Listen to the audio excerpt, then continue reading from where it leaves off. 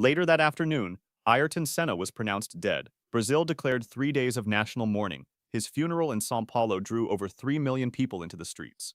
Senna's death triggered immediate safety reforms, including track modifications, improved barriers, and mandatory cockpit safety enhancements that fundamentally changed Formula One racing. Tom Price, 1977.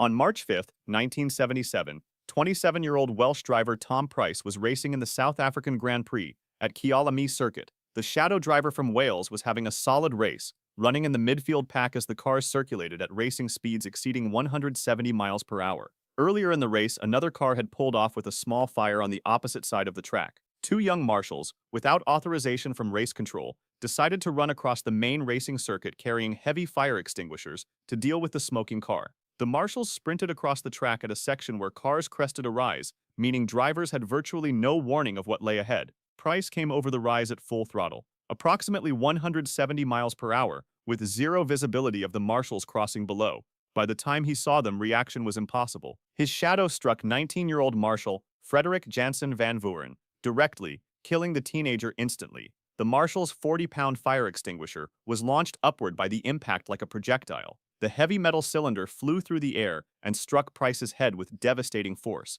killing him on impact inside his cockpit. Price's car, now carrying its dead driver, continued down the track at speed, with no steering input, eventually crashing heavily into barriers. Both men died instantly. The accident was captured on film and remains one of the most horrific incidents in motorsport history. Formula One immediately overhauled its marshalling procedures, establishing strict protocols that marshals could never cross an active racing surface without permission and proper safety measures.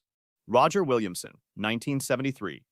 On July 29, 1973, 25-year-old British driver Roger Williamson was competing in only his second Formula One race at the Dutch Grand Prix in Zandvoort. The rookie was running his March chassis in the midfield when disaster struck on lap 8. At high speed, a tire on Williamson's car suffered a catastrophic failure, causing him to lose control instantly. The March veered off track and hit the poorly installed Armco barriers. The barrier acted like a ramp, and the car was launched into the air, flipping completely upside down before landing on its rollover hoop. The inverted car immediately burst into flames. Williamson was alive inside, strapped upside down in his cockpit, conscious and screaming for help as fire engulfed the chassis. Fellow driver David Purley saw the accident unfold in his mirrors. In an extraordinary act of courage, Purley stopped his own race car, jumped out and sprinted across the active racing circuit to help. For several minutes, Purley attempted single-handedly to flip the burning March upright, desperately trying to free his trapped colleague. He waved frantically at passing cars and marshals for assistance.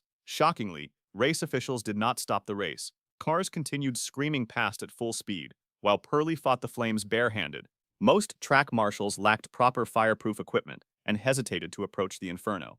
By the time a fire truck finally arrived and extinguished the flames, Roger Williamson had died from smoke inhalation and asphyxiation inside his cockpit. He wasn't severely injured by the crash itself, just trapped upside down as fire consumed oxygen around him. The haunting footage of Purley's solo rescue attempt, while the race continued, remains one of Formula One's most disturbing moments.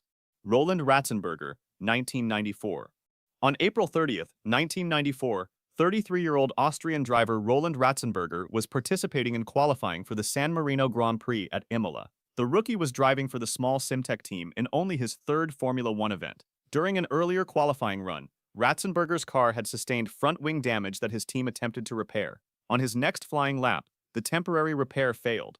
At approximately 195 miles per hour, approaching the high-speed Villeneuve corner, his front wing collapsed completely. Without front downforce, the Simtech became instantly uncontrollable. Ratzenberger's car shot straight off the racing line at nearly full speed. He hit the concrete barrier head-on with tremendous force.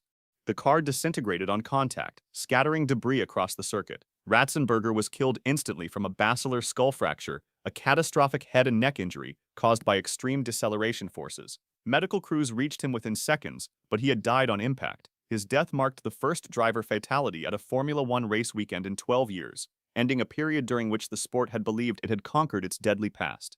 Less than 24 hours later, Ayrton Senna would die at the same circuit during the race itself. The 1994 San Marino Grand Prix weekend became known as Formula One's darkest weekend, with 2 drivers killed in separate accidents within a single day. Ratzenberger's death, though initially overshadowed by Senna's more famous crash, proved equally significant in forcing Formula One to confront its safety standards. The incidents directly led to mandatory implementation of the hands device and numerous other safety innovations that have prevented similar basilar skull fractures. Jules Bianchi, 2014. On October 5, 2014, 25-year-old French driver Jules Bianchi was racing for the Marussia team in the Japanese Grand Prix at Suzuka circuit. Heavy rain had been falling throughout the race, creating treacherous conditions on the high-speed circuit. Several laps earlier, German driver Adrian Sutil had crashed his Sauber at the Dunlop curve, and a recovery vehicle was on track retrieving the damaged car. Double yellow flags were waving, indicating drivers should slow considerably and be prepared to stop.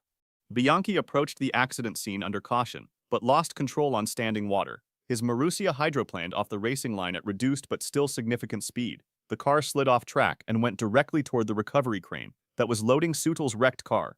Bianchi's car struck the rear of the heavy tractor with its nose, but the low-slung Formula One chassis slid partially underneath the crane's chassis. The impact subjected Bianchi to massive deceleration forces as his car was compressed and deflected by the crane's underside. His helmet struck the crane's framework with catastrophic results. He sustained a diffuse axonal brain injury, one of the most severe forms of traumatic brain damage.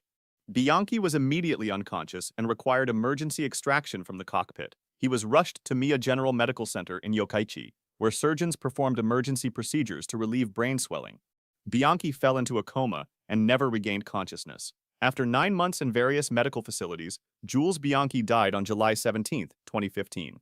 He was the first Formula One driver to die from racing injuries since Ayrton Senna 21 years earlier. His accident prompted immediate safety reviews and led to the introduction of the virtual safety car system and eventually the Halo cockpit protection device. Formula One retired his car number 17 permanently in his honor. Gilles Villeneuve, 1982. On May 8, 1982, 32-year-old Canadian driver Gilles Villeneuve was participating in final qualifying for the Belgian Grand Prix at Zolder Circuit. The Ferrari driver was beloved by fans for his spectacular, wheel-to-wheel racing style and was desperately trying to improve his grid position, the starting lineup for a race determined by time trials beforehand. His teammate Didier Pironi had set a competitive time, and Villeneuve was pushing hard in the closing minutes of the session. Racing at over 140 miles per hour, Villeneuve came up rapidly behind the much slower German driver Jochen Mass, who was completing a slow cooldown lap. Mass, hearing the Ferrari approaching at high speed, moved to the right side of the track to allow Villeneuve through.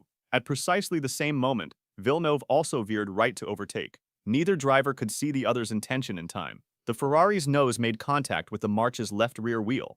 The impact launched Villeneuve's Ferrari violently into the air. The car began cartwheeling end over end across the circuit at tremendous speed, disintegrating as it tumbled. During one of the rotations, Villeneuve was thrown from the cockpit, still attached to his seat. He struck the ground with massive force, sustaining a fatal fracture to his neck and cervical spine. The violent ejection from the tumbling car proved instantly fatal. Medical crews reached him quickly, but he was unresponsive.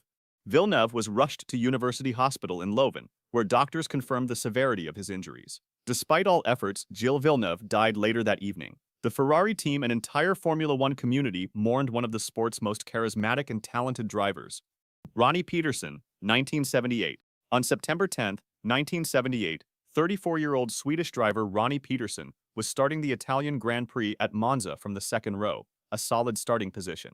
Known as Super Swede, Peterson was one of the fastest and most popular drivers of the 1970s, racing for Lotus. At the race start, the tightly bunched pack of cars accelerated toward the first chicane at the end of the long main straight. As cars jockeyed for position entering the braking zone, several made contact in the chaos. Peterson's Lotus was clipped by another car and launched sideways into the Armco barrier on the right side of the track. The impact was severe, and Peterson's car burst into flames immediately. Fuel from ruptured tanks ignited, engulfing the Lotus in fire. Several drivers, including James Hunt, stopped their cars and rushed to help, pulling Peterson from the burning wreckage. He was conscious and talking, suffering from multiple compound fractures to both legs along with other injuries.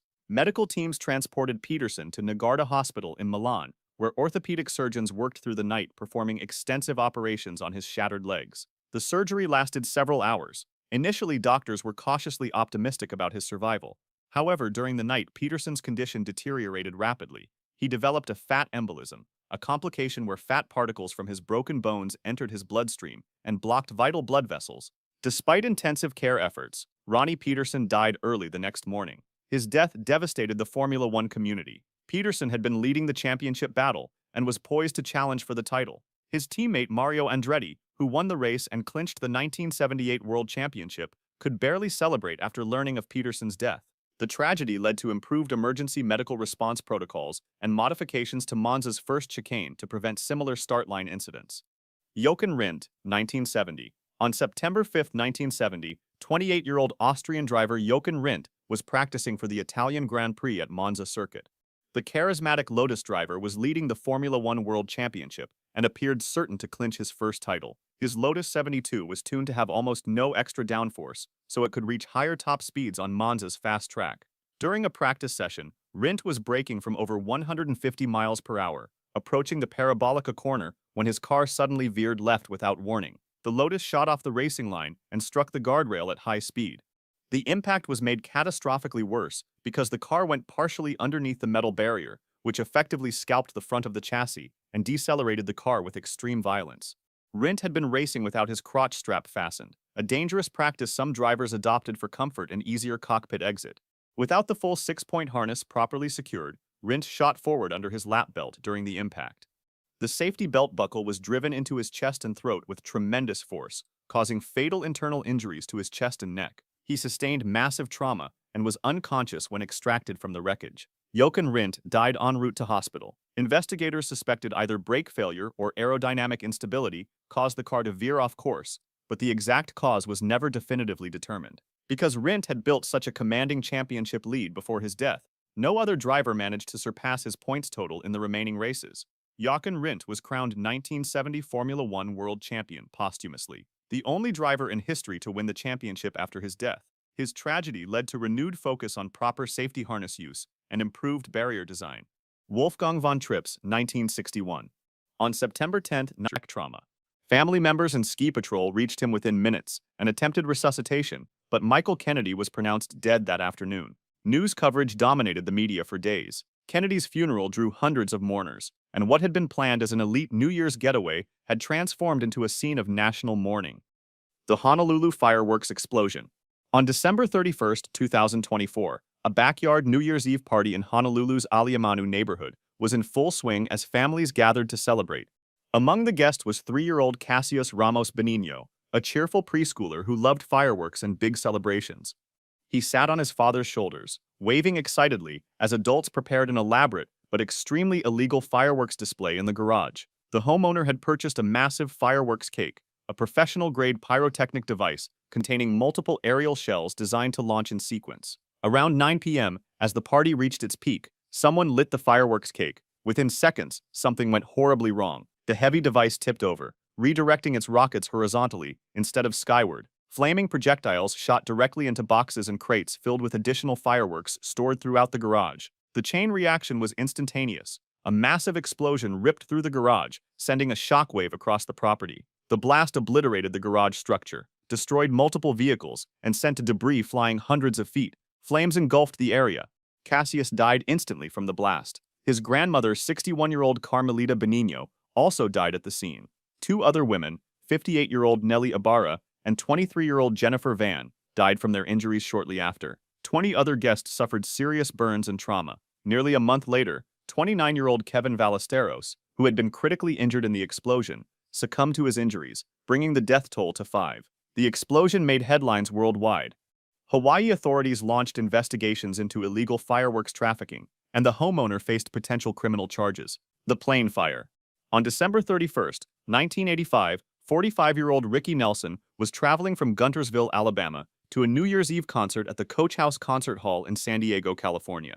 The rock and roll pioneer, who had starred in the adventures of Ozzie and Harriet as a child and became famous for hits like Hello, Mary Lou, was accompanied by his fiancée Helen Blair and his band members. They were flying in a chartered Douglas DC-3 aircraft with 2 pilots. The group was excited about performing on New Year's Eve. Around 5 p.m., as the DC-3 flew over northeast Texas near DeKalb, a fire broke out in the cabin. The exact ignition source was later determined to be a malfunctioning cabin heater. Flames and thick smoke rapidly filled the passenger compartment. Nelson and his band members attempted to help his fiancée and escape the smoke, but the fire spread too quickly. The pilots realized they had an emergency and attempted to make a crash landing in an open field. The DC-3 came down hard near DeKalb, Texas, breaking apart on impact. Both pilots survived the crash landing and escaped from the cockpit. However, the passenger cabin was engulfed in flames. Ricky Nelson, Helen Blair, and the 5 band members all died from smoke inhalation and burns. Only the 2 pilots in the separated cockpit survived. Autopsies later confirmed that no drugs were in Nelson's system, debunking early rumors about freebasing cocaine causing the fire. The official National Transportation Safety Board investigation determined the cabin heater malfunction caused the fatal fire. Ricky Nelson's death sent shockwaves through the music industry and among fans worldwide, and he was posthumously inducted into the Rock and Roll Hall of Fame in 1987. The Backseat Incident. On New Year's Eve, 1952, 29-year-old Hank Williams was scheduled to perform 2 New Year's concerts, one in Charleston, West Virginia, and another in Canton, Ohio. The country music legend had been dealing with chronic back pain for years and regularly used alcohol and prescription medications. His New Year's Eve Charleston concert was canceled due to bad weather and icy roads. Williams decided to continue traveling overnight to make the Canton show on New Year's Day. A driver was hired to take Williams in his blue Cadillac convertible. Before departing, Williams visited a doctor in Knoxville, Tennessee, who administered injections of vitamin B12 and morphine for his pain. Williams also had chloral hydrate, a powerful sedative, and had been drinking. He climbed into the back seat of the Cadillac and lay down for the long drive north. As midnight passed and 1953 began, the driver continued through the winter night with Williams sleeping in the back. Hours passed. Sometime after midnight, the driver noticed Williams had become very still and wasn't responding. Around 7 a.m. on January 1st, the car stopped in Oak Hill, West Virginia for gas.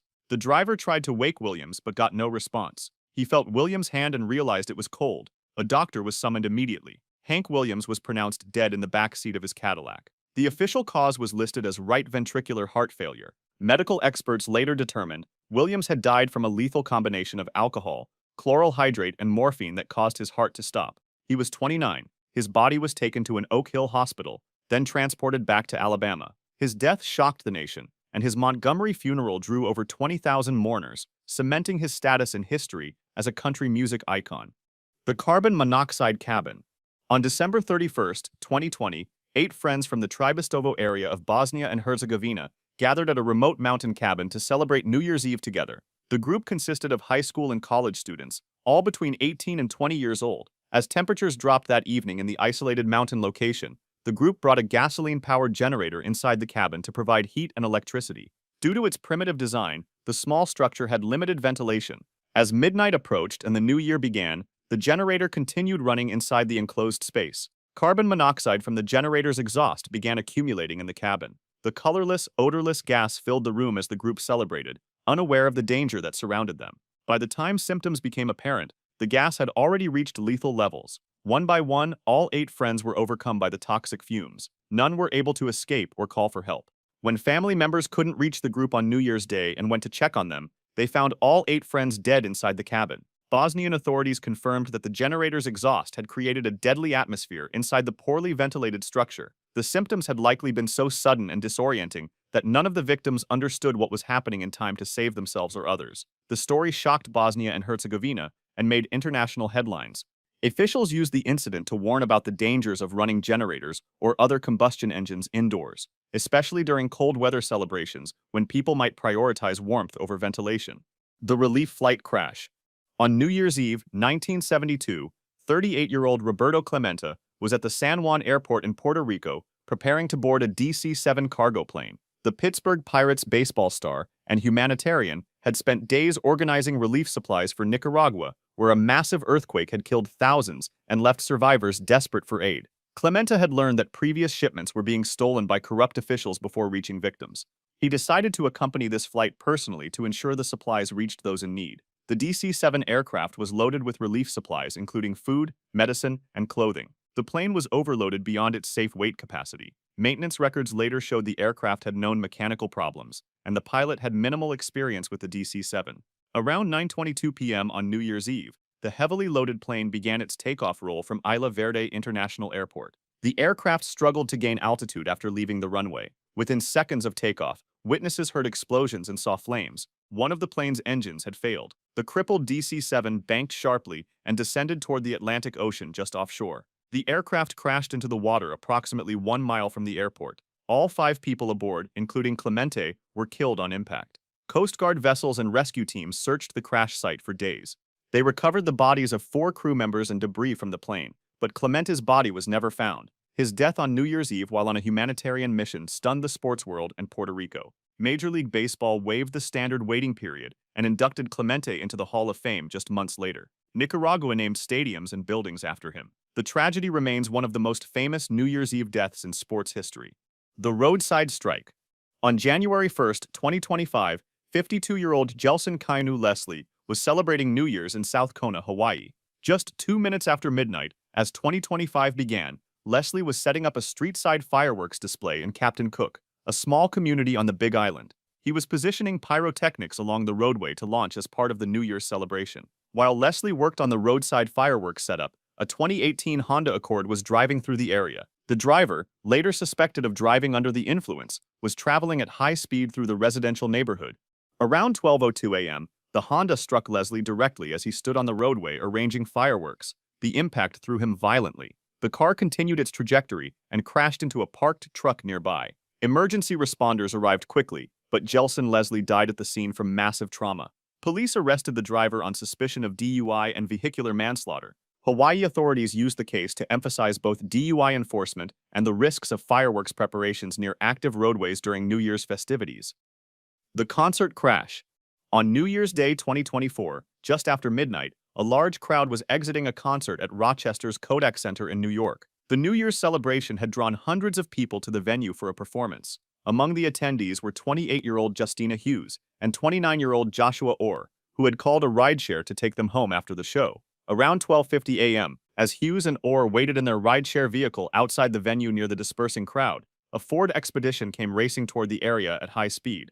The SUV was driven by 35-year-old Michael Avery, who had rented the vehicle. Inside the Expedition were multiple gasoline canisters. Surveillance footage and witness accounts showed Avery deliberately accelerating toward the pedestrian area and parked vehicles.